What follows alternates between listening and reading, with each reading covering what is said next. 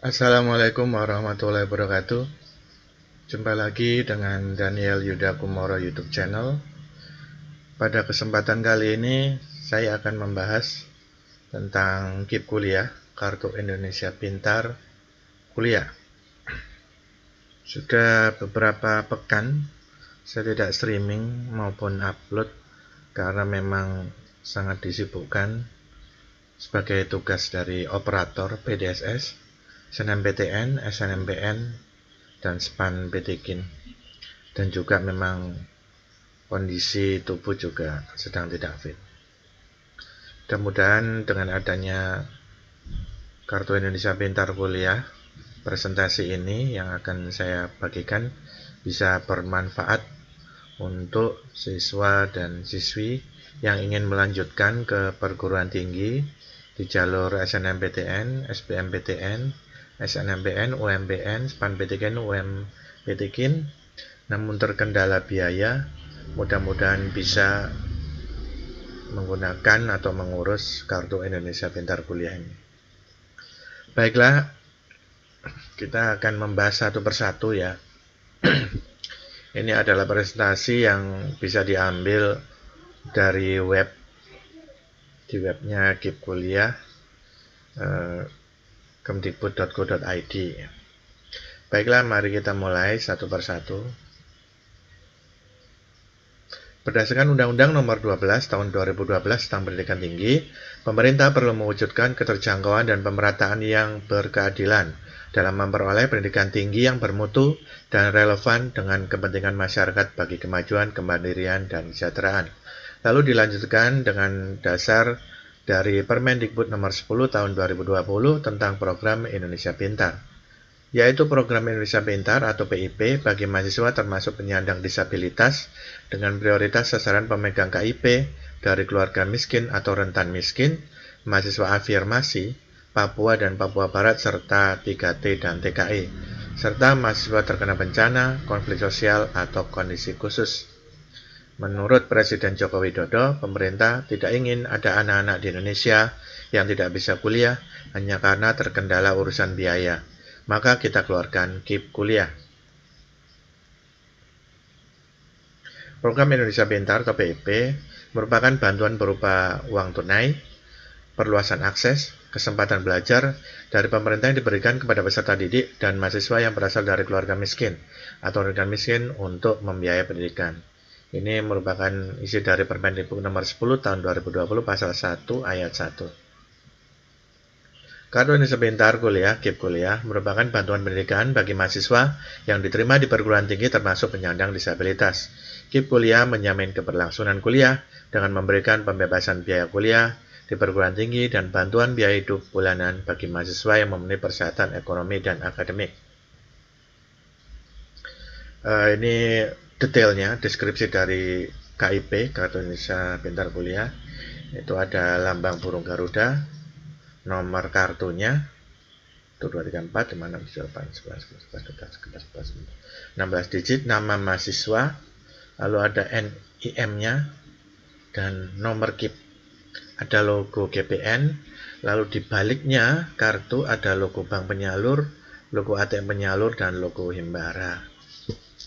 Catatan, menyimpan informasi data pemegang kartu KIP Kuliah merupakan rekening basic saving account untuk KIP Kuliah dengan fungsi menyimpan dana bantuan, digunakan untuk tarik tunai, dan untuk menabung.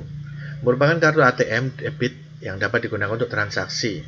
Kartu KIP Kuliah dan PIN tidak diperbolehkan untuk dipindah-tangankan ke pihak-pihak selain mahasiswa yang tertera namanya dalam kartu KIP Kuliah. Jadi seperti kartu ATM ya, bentuknya seperti ini. Prioritas penerima, mahasiswa pemegang Kartu Indonesia Pintar, KIP, mahasiswa dari keluarga miskin, peserta PKH, pemegang KSS, panti asuhan, atau lainnya. Mahasiswa dengan keterbatasan akses afirmasi termasuk mahasiswa disabilitas. Mahasiswa dengan kondisi khusus karena bencana atau lainnya. Persyaratan KIP Kuliah 2021. Penerima KIP Kuliah adalah siswa SMA, SMK, atau sederajat yang akan lulus pada tahun 2021 2020 atau 2019 kemarin. Lulus seleksi penerimaan mahasiswa baru dan diterima di PTN atau PTS pada prodi dengan akreditasi A atau B, serta dimungkinkan dengan pertimbangan tertentu prodi dengan akreditasi C. Memiliki potensi akademik baik, tetapi memiliki keterbatasan ekonomi yang didukung bukti dokumen yang sah. Keterbatasan ekonomi dibuktikan dengan kepemilikan KIP atau keluarga beserta PKH, keluarga pemegang KKS, serta mahasiswa dari panti sosial atau panti asuhan. Keluarga maksimal berada pada desil 4 DTKS, Kemensos atau memenuhi persyaratan tidak mampu secara ekonomi sesuai ketentuan. Jika calon penerima belum memiliki KIP atau orang tua atau wali mahasiswa belum memiliki KKS, dapat tetap mendaftar untuk diberikan bantuan biaya pendidikan KIP kuliah setelah memenuhi persyaratan tidak mampu secara ekonomi sesuai dengan ketentuan. Bukti pendapatan kotor gabungan orang tua atau wali sebesar 4 juta rupiah atau pendapatan kotor gabungan orang tua wali dibagi jumlah anggota keluarga maksimal 750.000. Belum pernah menjadi penerima KIP kuliah atau bidik misi di tahun sebelumnya. Fasilitas KIP kuliah. Pembebasan biaya kuliah pendidikan yang dibayarkan langsung ke perguruan tinggi sebesar 2,4 juta. Bantuan biaya hidup 4,2 juta per semester. Calon penerima KIP kuliah mendapat pembebasan biaya pendaftaran seleksi masuk PT, UTBK, dan atau seleksi lain yang diusulkan oleh masing-masing panitia dan perguruan tinggi bagi siswa yang terletak di DTKS Kemensos.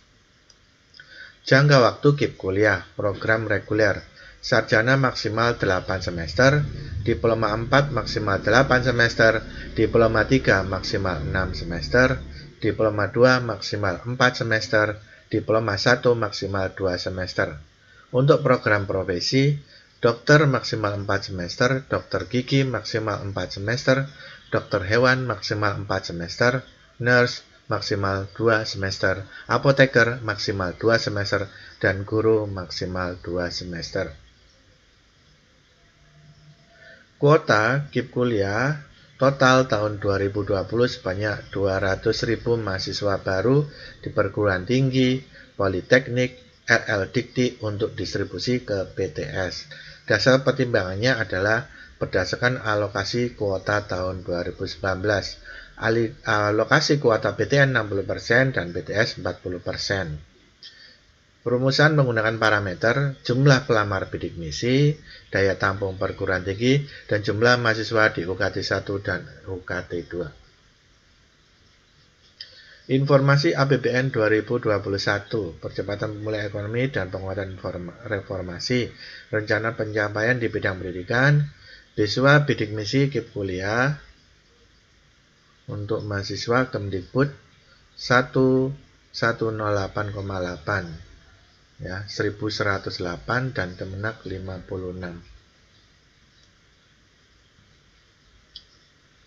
Jadwal pendaftaran KIP kuliah mengikuti jadwal kegiatan SNMPTN 2021. Peluncuran sistem PMB 2021 4 Januari sudah lewat ya. Registrasi akun LTMPT 4 Januari hingga 1 Februari. Penetapan siswa yang eligible oleh sekolah 4 Januari hingga 8 Februari. Pengisian PDSS 11 Januari hingga 8 Februari dan pendaftaran SNMPTN 15 sampai 24 Februari. Anda nanti bisa melihat apakah Anda masuk siswa eligible atau diperbolehkan mendaftar nanti tanggal 15 Februari. Ingat ya, baru eligible itu baru diperbolehkan mendaftar, bukan sudah diterima di perguruan tinggi, baru mendaftar saja. Jadi kalau mau mundur ya silakan, nggak masalah. Kalau sudah diterima di PTN mundur, nah itu yang bermasalah, meskipun dari perguruan tinggi tidak menyebutkan akan di blacklist, tapi setidaknya ada pengurangan kuota di tahun ke depan. Jadi kasihan adik kelasnya kalau SNMPTN diterima tapi tidak diambil ya. Pendaftaran KIP kuliah biasanya bersamaan atau lebih dulu dari pendaftaran SNMPTN. Saya lihat kemarin memang belum dibuka waktu Januari. Tapi sekarang sudah dibuka ya, nanti bisa dilihat saja. Lalu pengumumannya, hasil seleksinya 22 Maret. Pendaftaran dilihat, untuk daftar ulangnya dilihat di laman PTN masing-masing. Kamu diterima di mana? Ya itu dicari di webnya.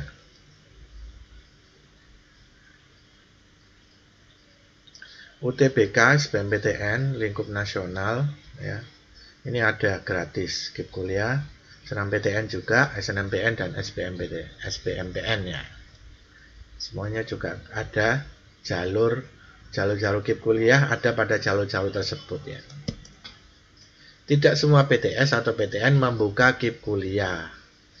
Seleksi mandiri PTN lingkup nasional, gratis seleksi mandiri PTS lingkup nasional. Jadi kalau mandiri ya nggak mungkin ya, karena mandiri itu berbayar besar biayanya, jadi tidak ada KIP kuliah. Termasuk seleksi mandiri PTS. Jadi PTS itu juga ada ya, perguruan tinggi swasta itu juga ada KIP kuliah, ada beasiswa dari pemerintah maupun ada beasiswa dari yayasan kalau dari swasta. Bisa pilih seleksi PTN PTS lebih dari satu dan bisa ditambahkan berkali-kali. Ada sponsor lewat ya. Tata cara pendaftaran KIP kuliah mandiri untuk seluruh jalur masuk SNMPTN, SBMPTN, SNMPN, UMPN, dan mandiri dilakukan secara online melalui laman KIP kuliah, yaitu kip-kuliah.kemdikbud ya, .go.id. Tahap pendaftaran di PTS untuk yang mendaftar di swasta. Adanya kuota, LLDikti membagikan kuota kepada PTS yang memenuhi syarat. Informasinya, PTS menginformasikan kuota penerimaan KIP kuliah dan persyaratan penerimaan calon mahasiswa dapat mendaftar online melalui sistem KIP kuliah. Lalu tahap 3 melakukan pendaftaran mahasiswa baru calon penerima pendaftaran diri ke PTS dan mengajukan usulan sebagai calon penerima KIP kuliah. Lalu PTS melakukan seleksi, verifikasi sesuai persyaratan penerimaan KIP kuliah, dan pengusulan. Calon penerima yang memenuhi syarat diajukan oleh operator PTS ke sistem KIP kuliah dan menjadi usulan penerima oleh LLDikti, lalu penetapan. Puslapdik Kemdikbud melakukan validasi dan penetapan penerima KIP kuliah.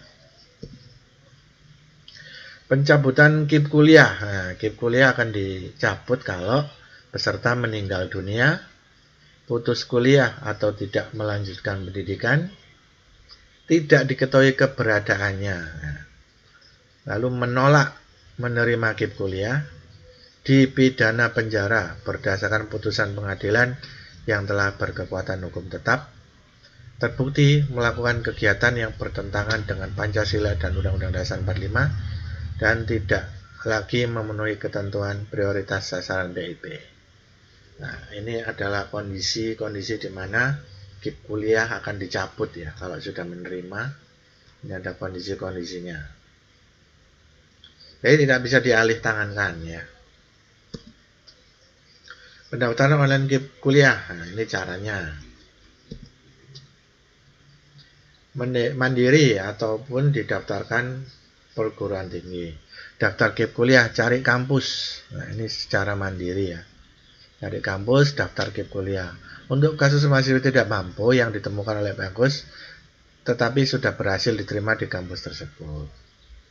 Jadi ada kampus yang mencari siswa-siswa tidak mampu melalui sekolah atau melalui lembaga-lembaga sosial, atau mending langsung ya daftar KIP kuliah secara mandiri sendiri ya, cari kampusnya.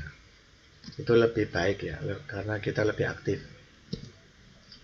Sebelum daftar di KIP kuliah, perhatikan hal-hal berikut.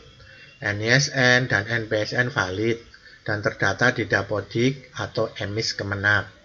NIK yang didaftarkan di NISN sudah benar. Pastikan melalui operator sekolah. Untuk siswa kelas 12 dan untuk alumni bisa melakukan perbaikan di link berikut di http://pd.data.kemdikbud.go.id/verval/lulusan/. NISN dan NPSN untuk pendaftaran akun LTMPT harus sama dengan NISN, dan NPSN untuk pendaftaran akun KIP kuliah. Pastikan NISN kalian tidak ganda atau sudah diupdate oleh pihak sekolah. Bagi pemegang KIP sekolah atau pemilik kartu PKH KKS, silakan minta sekolah memasukkan nomor KIP PKH KKS terlebih dahulu ke data NISN sebelum mendaftar KIP.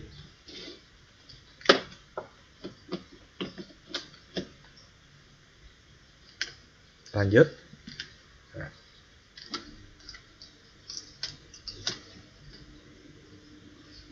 Ini lamanya ya, kip-kuliah.kemdikbud.go.id. Ada beranda, jadwal, berita, prodi perguruan tinggi, kontak kami, login siswa. Ayo kuliah, ini tampilan webnya. KIP Kuliah memberikan akses kepada seluruh siswa di Indonesia menggapai cita-cita melalui pendidikan tinggi. Ayo segera cari kampus idamanmu. KIP Kuliah berlaku untuk jalur seleksi masuk perguruan tinggi, SNMPTN, SNMPTN, UMPN, seleksi mandiri, dan seleksi mandiri PTS. Ya, ini silakan buka webnya, lamanya di kip-kuliah.kemdikbud.go.id. Alamatnya ini. Isikan nomor induk kependudukan NIK. Ini ada di KTP atau di KK-nya ya. Nomor induk siswa nasional. Ini ada 10 digit NISN-nya. Nomor pokok sekolah. Ada 8 digit. Ini bisa tanya ke sekolah atau cari di web juga ada. Alur pendaftarannya seperti berikut. Masukkan email dengan benar. Anda harus punya email ya. Itu nama, asal sekolah, tanggal lahir, dan masukkan email.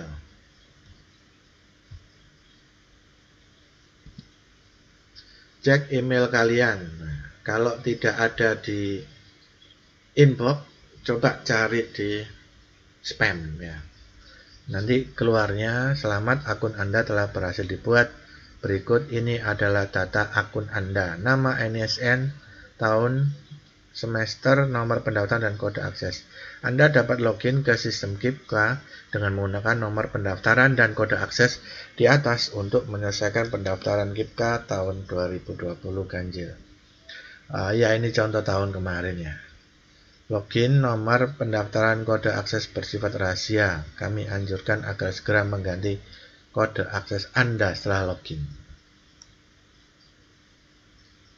Setelah itu Anda login. Kalau sudah terima email verifikasi, silakan login ke https://kip-kuliah.kemdikbud.go.id/siswa/out/login.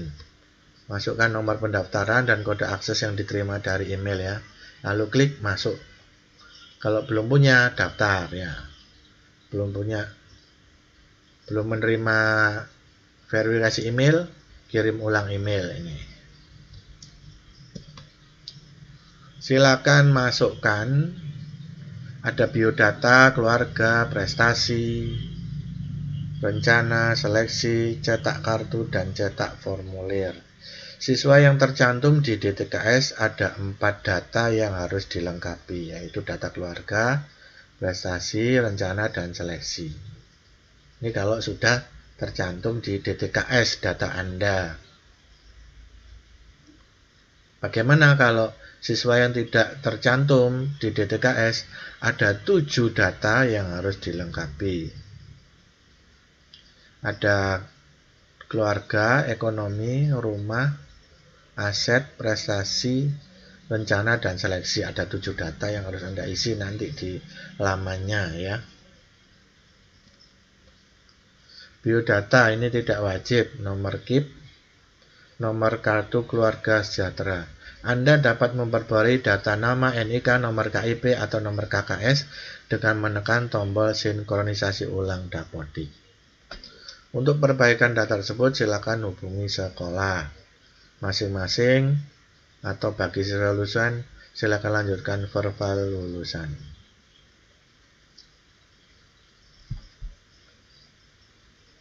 Kita lanjut. Dashboard belum terdata DTKS. Ini yang belum terdata DTKS. Informasi soal ekonomi Anda belum terdata atau belum diberikan pemeringkatan dalam data terpadu kesejahteraan sosial, Kemensos ya, ada di Kemensos. Informasi lebih lanjut dapat dilihat di link tersebut. Untuk mengecek apakah Anda sudah terdata dan telah diberikan pemeringkatan pada DTKS, silakan klik cek status pada DTKS. Ini di dashboardnya ya. Anda tetap diperkenankan melanjutkan proses pendaftaran diri dan akan diikut sertakan sebagai peserta kuliah apabila berkas kondisi sudah dinyatakan lengkap. Status kelengkapan berkas lengkap. Biodata, keluarga, ekonomi, rumah, aset, prestasi rencana, seleksi, cetak kartu peserta, dan cetak formulir ini sudah lengkap semua. Keluar notifikasi lengkap ini ya, hijau. Maka Anda bisa melanjutkan. Data keluarga. Detail ayah, lahir di Cilacap pada tanggal 30 Desember 64. Sebelum wafat, ayah bekerja sebagai swasta. Ayah wafat di Cimahi 14 Agustus 2000. Ini contoh cerita ya, ceritakan kondisi kesehatan, usia, dan pekerjaan.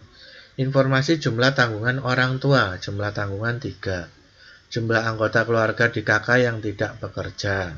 Ini termasuk Anda, adik, saudara, kakak, ibu, umpamanya kalau yang nggak bekerja. Jadi jumlah yang ditanggung. Data pendukung ekonomi, surat keterangan tidak mampu, SKTM ya. Ini biasanya diurus dari RT, RW, lurah. Lalu surat keterangan terdata di DTKS, ini di Kemensos. Lalu ada kartu KIP sekolah, kartu PKH, kartu KKS, kartu KJP, kartu miskin lainnya yang dikeluarkan oleh pemerintah daerah.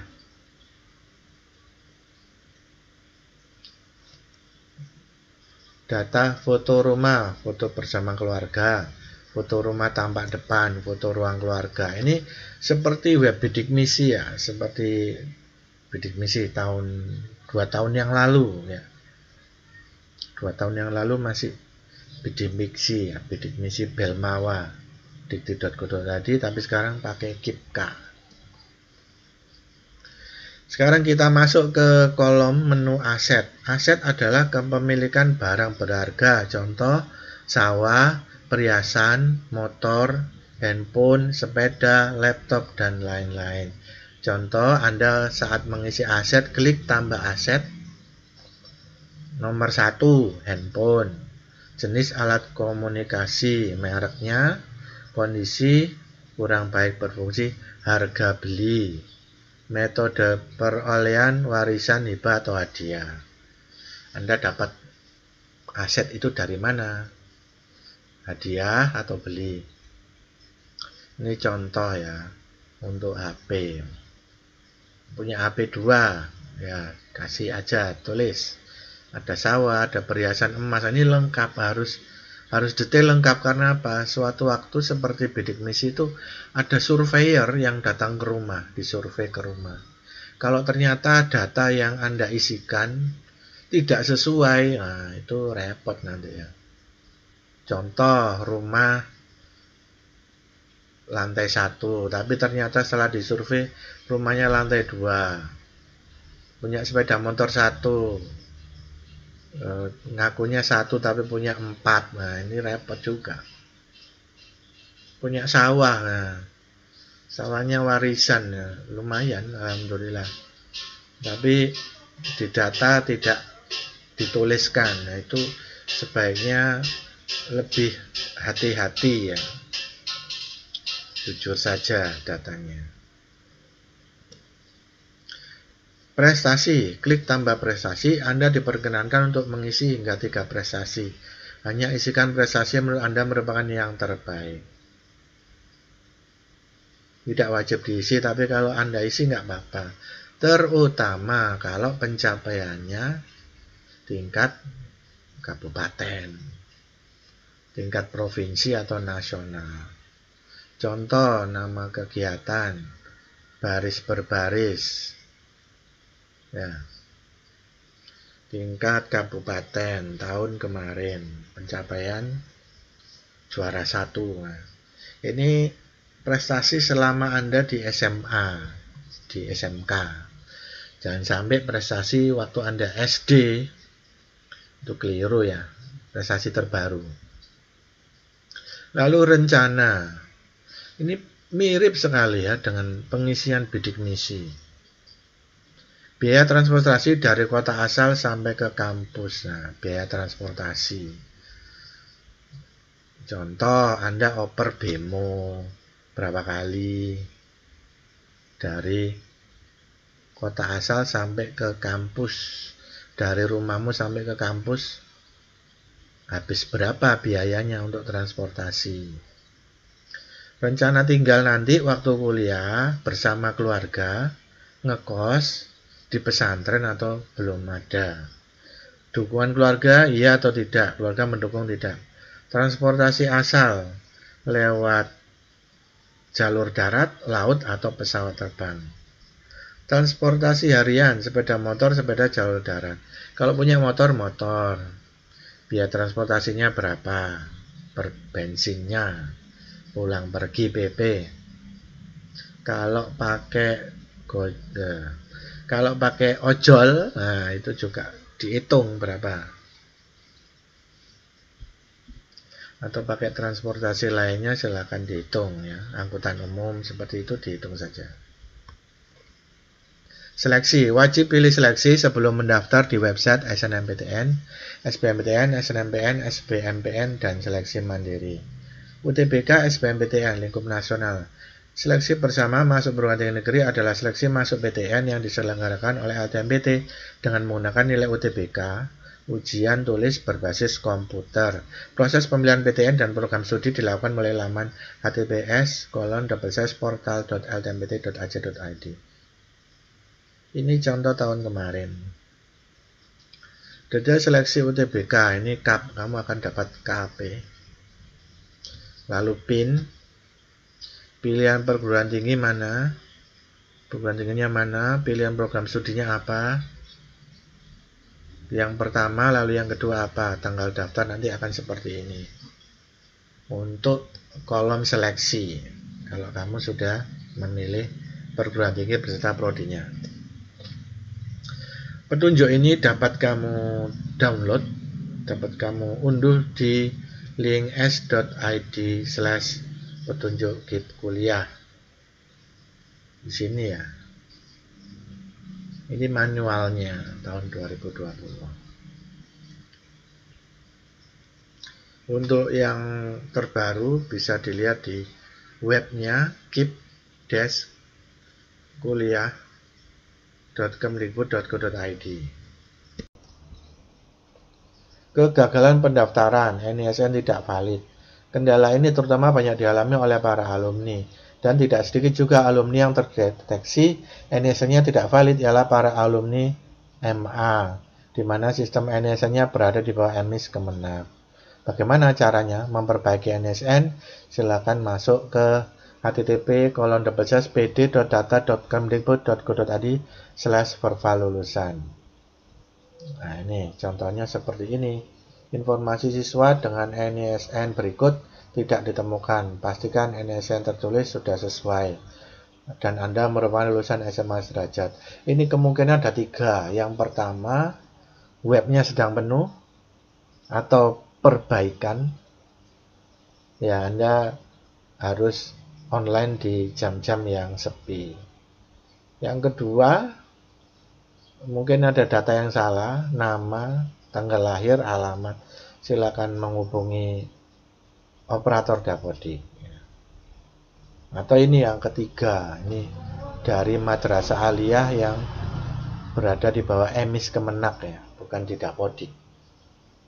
Ini kemungkinan seperti ini yang kita alami saat kemarin seperti membuat akun LTMPT ya, banyak ya seperti ini juga. Lalu NISN dan NPSN tidak sinkron. NISN yang kalian miliki tidak ditemukan di data NPSN sekolah yang kalian masukkan. Hal ini tentu menunjukkan adanya keteledoran pihak sekolah.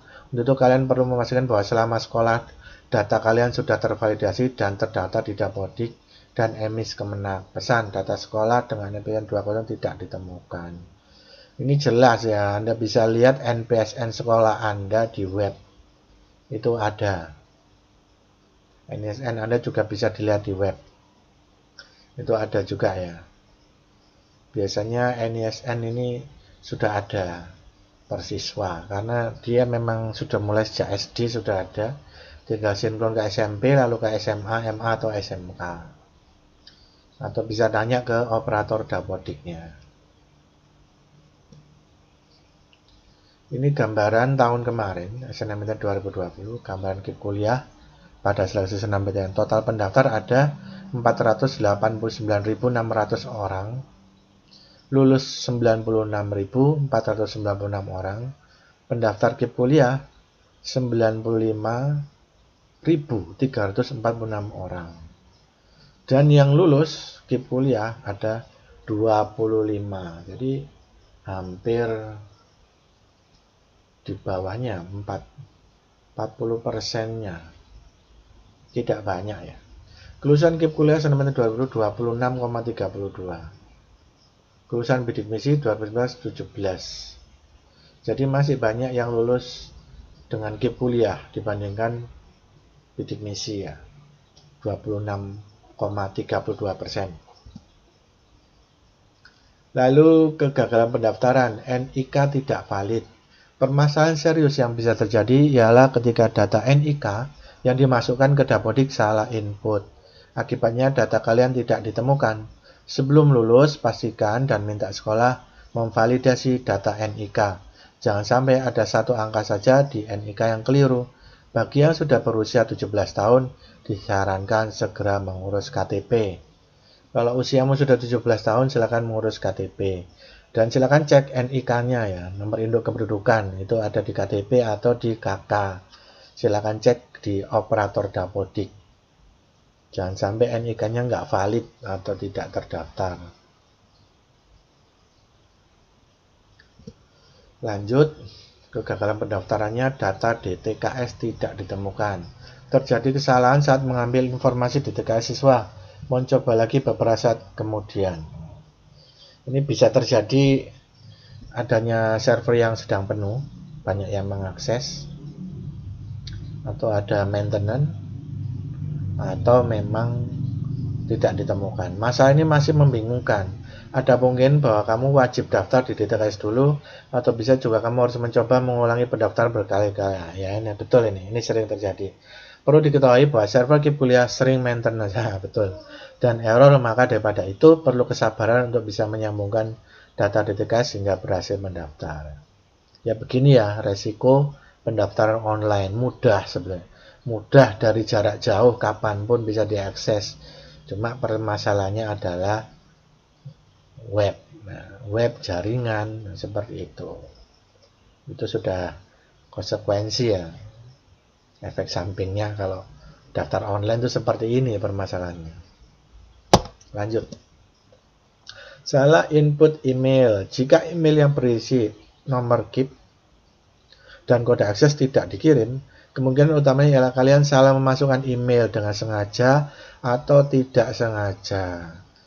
Jadi tolong kalau membuat email dan password diingat. Ya, jangan bikin email atau password yang alay. Alay nanti sulit ngingetnya. Jangan lupa di screenshot atau ditulis. Untuk perbaikan email, silakan kunjungi laman https://kip-kuliah.kemdikbud.go.id/siswa/pendaftaran/resend-email. Silakan dicoba ini kalau salah input email. Emailnya jangan banyak-banyak. Gambaran KIP kuliah untuk seleksi SBMPTN tahun lalu. Total pendaftar untuk SBM 702.420 orang. Yang lulus hanya 167.653. Ini hampir 10%-nya. Yang mendaftar KIP 156.050 orang, dan yang lulus dinyatakan lulus KIP kuliah 44.554. 28,55%. Jadi yang penting Anda sudah berusaha, sudah ngurus. Kalau diterima ya bersyukur, syukurlah ya. Kalau tidak diterima ya gimana lagi, ini kuota dari pemerintah. Tidak semua dibiayai oleh pemerintah. Jadi mudah-mudahan berdoa saja ya bisa diterima. Seleksi mandiri 2020 tahun kemarin, kampus yang membuka KIPK di seleksi mandiri ya. Tidak semua ya, mandiri itu ada KIP kuliah. Cuma yang menerima KIP kuliah di seleksi mandiri itu ada UNER, UI, UGM, UNY, Universitas Negeri Semarang, Universitas 11 Maret, Universitas Siliwangi, UPN Veteran Jakarta, UPN Veteran Yogyakarta, UPN Veteran Jawa Timur, Universitas Pajajaran, dan IPB Bogor. Ya, dibaca lagi: UNER, UI, UGM, UNY, UNES, UNS apa 11 Maret ya, Siliwangi, UPN Jakarta, Jogja, Veteran Pajajaran, dan IPB. Tambahan, berikut ini ketentuan terbaru pelaksanaan SNMPTN SBMPTN 2021. Alumni 2019 dan 2020 yang sudah punya akun LTMPT tidak perlu mendaftar akun LTMPT lagi. Alumni 2019 dan 2020 yang sudah punya akun KIP kuliah tidak perlu membuat akun baru. Peserta yang lulus SNMPTN 2019, 2020, dan 2021 tidak bisa mengikuti SBMPTN. Ini sudah otomatis di lock. Kalau sudah lulus jalur rapot, nilai rapot, tidak bisa mengikuti jalur tes ujian tulis. Alumni tahun kemarin 2019-2020 yang lolos selain jalur SNMPTN seperti SBMPTN Mandiri masih bisa mendaftar di UTBK 2021. Yang kemarin belum lulus SBM bisa ikut UTBK tahun ini. Pelaksanaan UTBK akan diselenggarakan 2 gelombang, tapi masing-masing siswa hanya bisa mengikuti 1 kali saja. Untuk STAN, Sekolah Akuntansi ya, memberlakukan skor UTBK sebagai tolak ukur penilaian, maka siswa yang lulus SNMPTN tidak bisa mendaftar STAN.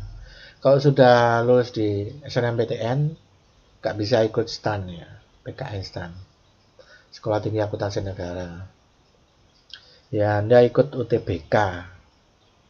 Yang SNMPTN nggak lolos, Anda ikut SBM UTBK, nah, itu bisa digunakan untuk mendaftar STAN. Ketentuan terbaru untuk mendaftar SNMPTN SBM 2021. Skor UTBK yang dipergunakan dalam seleksi STAN adalah skor SOSHUM atau campuran. Anak IPA harus daftar di UTBK campuran. Ini untuk STAN ya. Tidak disarankan lintas jurusan untuk anak IPS di SNMPTN. Anak IPA dimungkinkan lintas jurusan untuk SNMPTN dan SBMPTN. Untuk SNMPTN, jika memilih 2 PTN, salah satu PTN wajib satu provinsi dengan tempat tinggal. Ya, betul itu. Satu provinsi ya. Yang lainnya boleh luar provinsi. Pemeringkatan siswa yang bisa ikut SNMPTN dilakukan oleh sekolah. Ini nanti masuk di siswa eligible. Iya, sudah. Terima kasih. Semoga bermanfaat. Jangan lupa untuk klik subscribe, like, komen, dan like. Nyalakan loncengnya supaya Anda bisa menerima informasi-informasi terbaru ya. Dukung terus channel ini supaya Anda mendapatkan informasi-informasi yang terus kita update dan bermanfaat buat kalian. Silakan komentar atau bertanya di kolom komentar, baca kolom deskripsinya, lihat juga video yang lain ya. Ada video tentang SNMPTN, ada juga PMDKPN atau SNMPN, ada juga video SPAN PTKIN yang lainnya. Silakan lihat video saya yang lainnya. Itu saja. Terima kasih. Wassalamualaikum warahmatullahi wabarakatuh.